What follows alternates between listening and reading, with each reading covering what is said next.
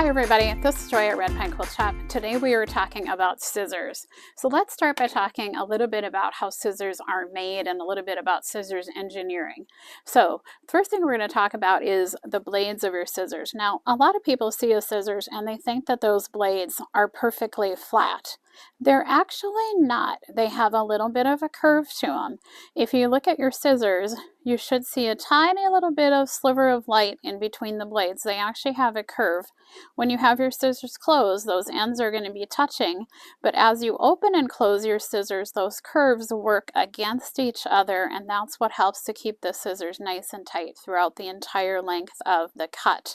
So if you take a good shears and you look, you should see a tiny sliver of light in between those blades when your scissor is closed.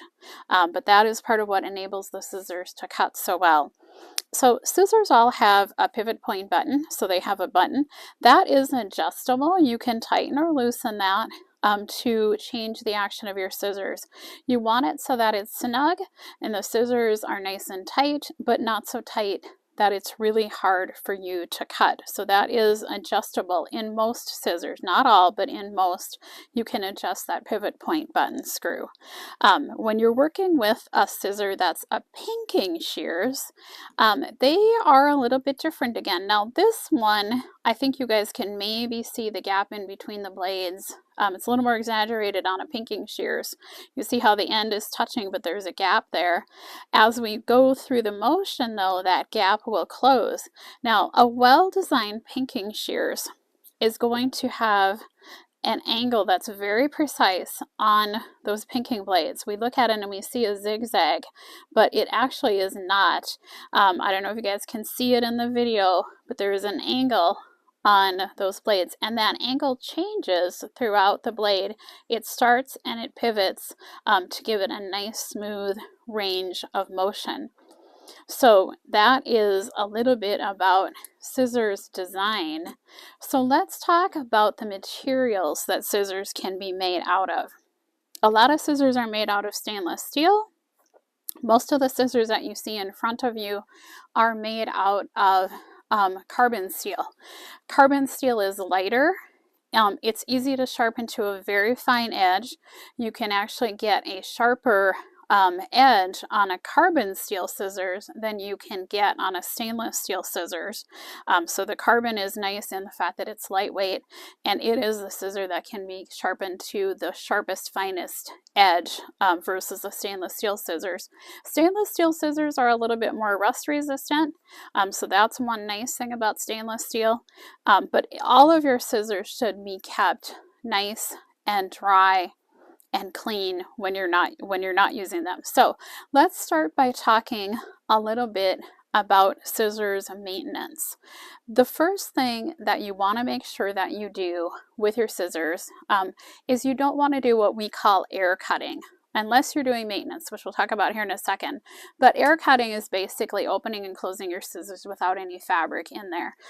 Air cutting is hard on the blades. It's going to take the edge off faster, so don't be in the habit of just nervously fidgeting and opening and closing your scissors.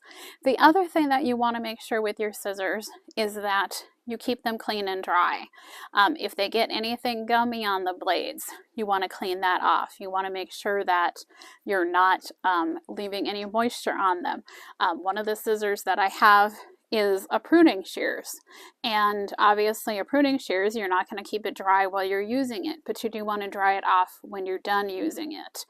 This is meant for gardening, so you're going to be outside in your garden. It's obviously going to get damp and wet, but you want to always make sure that you dry your scissors off, you keep them dry, you keep them clean, and you want to be careful to not drop them.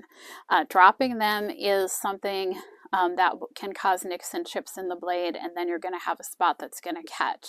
So keep them clean and dry. You want to make sure that you keep your scissors sharp.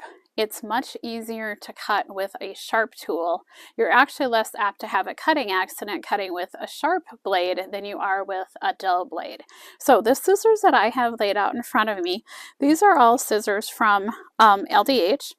It stands for Love, Dedication, and Happiness, is what the company acronym stands for. These are amazing scissors. They are very well designed and well engineered scissors. But all scissors require care and maintenance. So one of the things that you want to do is to periodically take a soft cloth and wipe your scissors off. Scissors will pick up just fiber and dust and lint from the fabric that you're cutting. So wipe those blades often when you're done cutting, so that you're getting that lint and that dirt out of there. It's less apt to continue to work down into your pivot point if you are keeping the scissor clean regularly. The other thing that you do want to do is to periodically oil your scissors. Like I said, if you get anything gummy on the blades, clean that off. You can usually get it off with a bit of sewing machine oil or a bit of olive oil on a soft cloth, and you can work that gummy stuff off your blades. So anything gummy, get it off there right away. Wipe the lint off periodically, but you want to also periodically oil your scissors. So where you want to oil is a couple drops on both sides of that pivot point screw, or some people call it the pivot point button. A couple drops on either side. And then you want to take and put a couple drops right here in the middle. And that's the one time you can air cut with your scissor. After you put those couple drops in the middle, what we're trying to do is to work it in between the blades into that pivot point. You're going to want to go ahead and cut a couple of times to work it in. Then take some of the excess oil and rub it on the inside and outside of the blades of your scissors. And then I like to let it sit for a little bit. So let it sit for 5 minutes, let that oil soak in and penetrate, and then take a cloth and wipe off all the excess oil. Now, after you've done your scissor maintenance, you want to go ahead at that point, cut through some scrap fabric first. So if you do have any excess oil in that pivot point, that you are getting that excess oil cleared out onto a scrap fabric. And I want to show you one other spot to oil on the pinking shears. This is an engineering feature that's fairly unique to LDH, but there is a ball bearing that will help to give your pinking shears a very nice action. And on the pinking shears, along with oiling the same spots we did on the regular shears, you also want to put a drop of oil on that ball bearing, and you want to put a drop of oil where the ball bearing hits on the other side. So you want to also oil that spot on your pinking shears, and that will keep your pinking shears in excellent shape. So let's walk through the scissors that I have in front of me and talk about what they're best used for. So the scissors that you see right here in the middle and the leather sheath, they are all part of the Midnight Edition gift set. This was put together by Cornelius Quiring, who is the spokesperson for LDH, and they're his favorite set of tools. So we have a wonderful shears, a wonderful pinking shears, and we have a leather sheath that you can put on them. So the pinking shears obviously cuts a pinking blade, so a zigzag blade. And the regular shears cuts a straight cut. Now, one thing when you're looking at scissors that you want to focus on when you're judging whether a scissors is a good quality scissors or not, you want to focus on how well does the tip cut and how well does it cut when you're really close to the inside to the pivot point. Those are the two hardest places to sharpen. A good quality skilled sharpener can make sure that the blade is sharp all the way from pivot to the end. But if you have a scissors that's not as good a quality, they're going to probably cut fine in the middle because that's the easiest place to sharpen, but they won't cut well on the beginning at the points or near the pivot point, because those are the hardest places to sharpen. The other item that's in this set is the thread snips.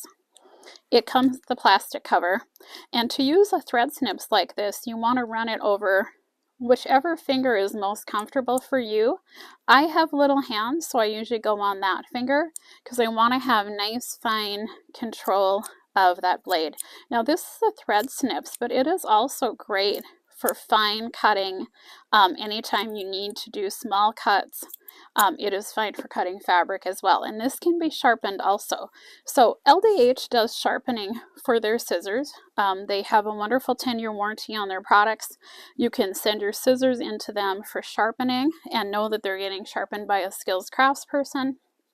So it's nice to purchase the scissors where you know you have an avenue to get it sharpened.